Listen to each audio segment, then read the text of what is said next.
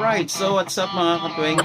For today's video, ang gagawin po natin ngayon ay i-share ko po sa inyo yung kung ano yung mga ginagamit ko for recording po ng aking mga music content. So samahan niyo po ako, i-share ko po sa inyo. Let's go! Saan na kaya tayo?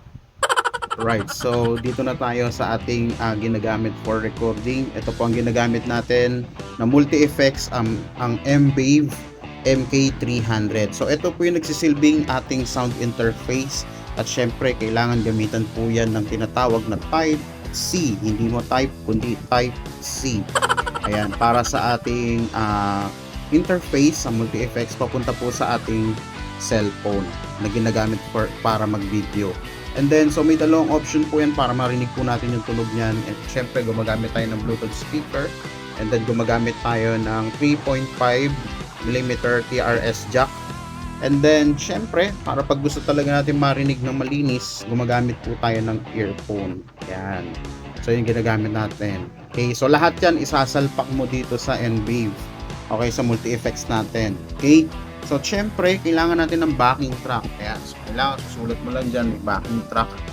Ayan, hindi love story mo, backing track para kung if ever kung anong i-record mo, anong sasabayan mo, or ano yung mga gusto mong tugtugin. At, syempre, kailangan natin ng stand. Yan, para sa mga video, and then lights. Kung gusto natin ng mga effects. Pero lahat yan, optional lang po yan, okay? So, syempre, para magtuloy-tuloy, kailangan natin ng peak. Yan, kailangan natin ng mga peak na gagamitin at hindi yan magagamit kung wala yung ating gitara, ating Smiger LG2 Pro.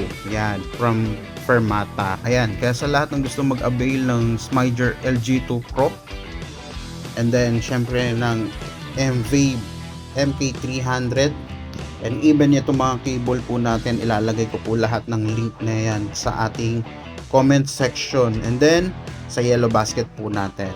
Okay, even itong Bluetooth speaker pwede rin po, at yung ating mga earphones para makapag-record tayo.